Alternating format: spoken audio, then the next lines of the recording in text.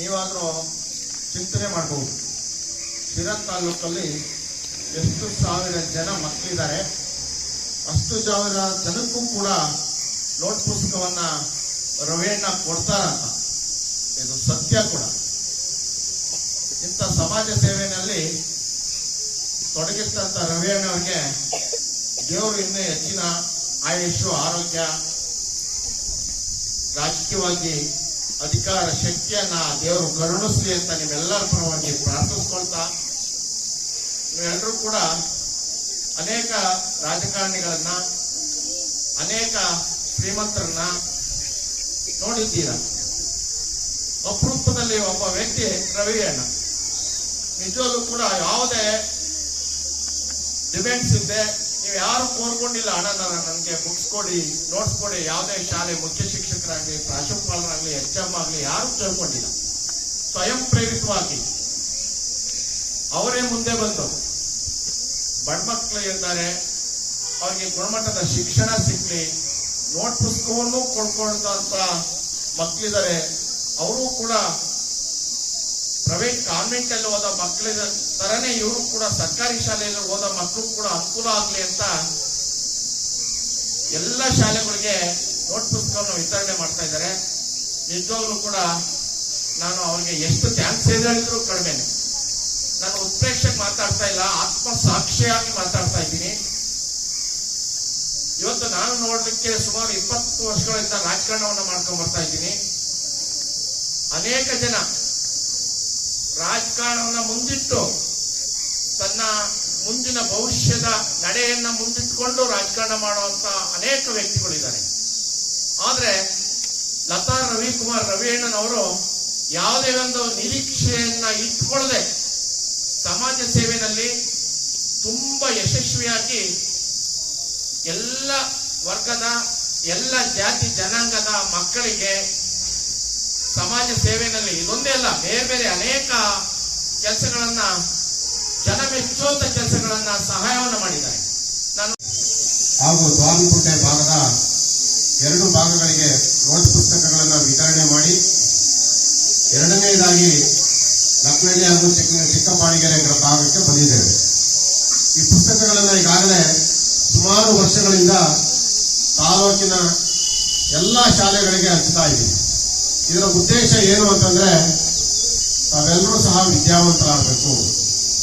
ಯಾವುದೇ ಜಾತಿ ಇರಲಿ, ಯಾವುದೇ ಧರ್ಮ ಇರಲಿ, ಮೇಲು ಕೀಳು ಅನ್ನೋ ಭಾವನೆ ಇದೆ, ಎಲ್ಲ ಶಾಲೆಗಳಿಗೂ ಸಹ ಹಂಚ್ತಾ ಇದ್ದೀವಿ. ಈ ಸಾರಿ ಹೊಸದಾಗಿ ಒಂದು ಮಾರ್ಪಾಡನ್ನ ಮಾಡಿಕೊಂಡು 2 CRPಗಳನ್ನ ಒಂದು ಕಡೆ ಸೇರಿಸಿ, ಅಲ್ಲಿ ಪುಸ್ತಕಗಳನ್ನ ಮುಖ್ಯೋಪಾಧ್ಯಾಯರುಗಳು, SDMC ಸದಸ್ಯರುಗಳು, ಅಧ್ಯಕ್ಷರುಗಳು ಅವರ ಕೈಗೆ ಕೊಟ್ಟು ತಮ್ಮ ಶಾಲೆಗಳಿಗೆ ಮುಂಚಿತವಾಗಿ ವಿತರಣೆ ಮಾಡ್ತಾ ಇದ್ರು.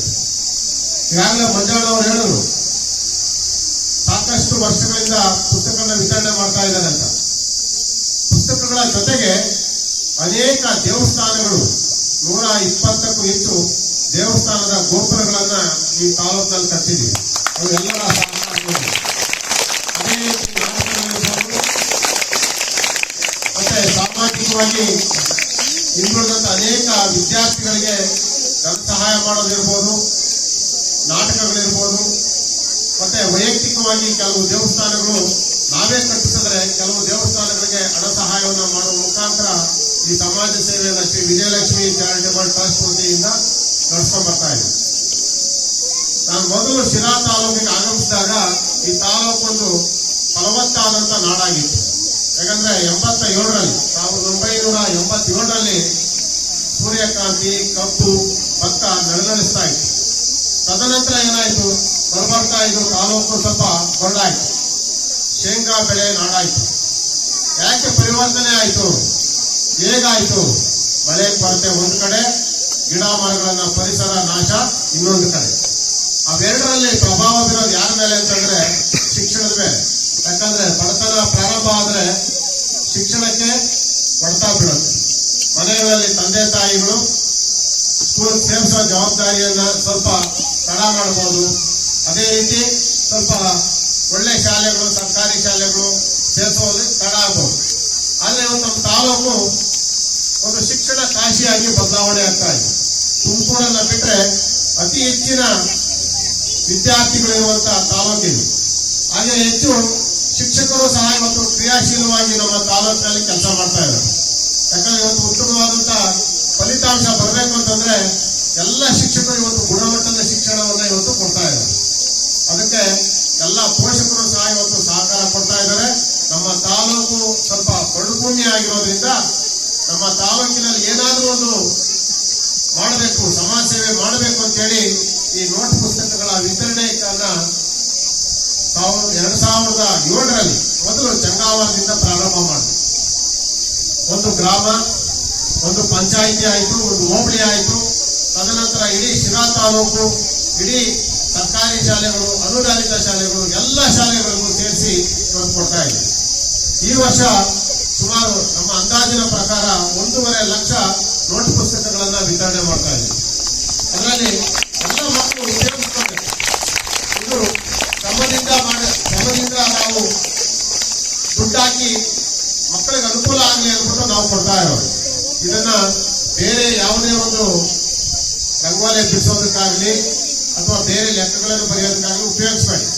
ತಾವು ವಿದ್ಯಾರ್ಥಿಗಳು ವಿದ್ಯಾರ್ಜನೆಗಾಗಿ ಅದರಲ್ಲಿ 1 ಅಕ್ಷರ ಕಲ್ತರೂ ಸಹ ನಾನು ತೃಪ್ತಿನೇ.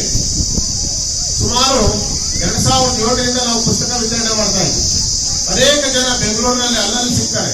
ಕೆಲವರು ನಮ್ಮ ಕಾರನ್ನ ಓವರ್ಟೇಕ್ ಮಾಡ್ಕೊಂಡು ಅಣ್ಣ ಅಂತಾರೆ. ನಿಲ್ಲಿಸಿದಾಗ ಅಣ್ಣ ನಾವು ನಿಮ್ಮ ಬುಕ್ಕಲ್ಲಿ ಓದಿದ್ವಿ, ನೀವು ಸಹಾಯ ಮಾಡಿದ್ರಿ, ಇಂಥ ಊರು ಅಂತ ಹೇಳ್ತಾರೆ. ಅವ್ರು ಖುಷಿ ಆಗುತ್ತೆ. ಎಷ್ಟೋ ಕೋಟಿ ಖರ್ಚು ಮಾಡಿದ್ರು ಸಹ ಅವರೊಂದು ಥ್ಯಾಂಕ್ಸ್ ಹೇಳ್ತಾರಲ್ಲ, ದಾರಿಗಳಲ್ಲಿ ಸ್ಮೈಲ್ ಕೊಡ್ತಾರಲ್ಲ, ಆ ಖುಷಿಯಲ್ಲಿ ಸಿಗುವಂತ ಆನಂದ ಬೇರೆ ಯಾವುದರಲ್ಲೂ ಸಿಗಲ್ಲ. ನಾವು ಎಷ್ಟೇ ಸಂಪಾದನೆ ಮಾಡಿದ್ರು ಸಹ ದಾನ ಮಾಡೋದ್ರಲ್ಲಿ ಸಿಗುವಂತ ತೃಪ್ತಿ ಬೇರೆದ್ರಲ್ಲಿ ಸಿಗಲ್ಲ. ಆ ರೀತಿ ವಾರಕ್ಕೆ ಒಂದು 2-3 ಜನ ಬೆಂಗಳೂರಿನಲ್ಲಿ ಇರ್ಬೋದು ಅಥವಾ ಮನೆ ಹತ್ರ ಬಂದು ಹೇಳಿದಾಗ ತುಂಬಾ ಖುಷಿ ಆಗ್ತದೆ.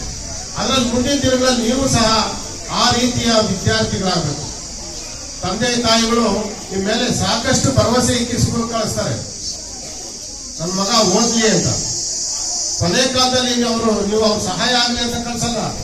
ತಾವು ಬೇರೆಯವರ ಹತ್ರ ಕೈ ಚಾಚದೆ ವಿದ್ಯಾಭ್ಯಾಸ ಕಲಿತು ಉನ್ನತ ಶಿಕ್ಷಣ ಪಡೆದು ಚೆನ್ನಾಗಿ ಅವ್ರ ಜೀವನ ಅವ್ರು ನಡೆಸಲಿ ಅಂತ ಅವರು ನಿಮ್ಮನ್ನ ಶಾಲೆಗೆ ಕಳಿಸ್ತಾರೆ.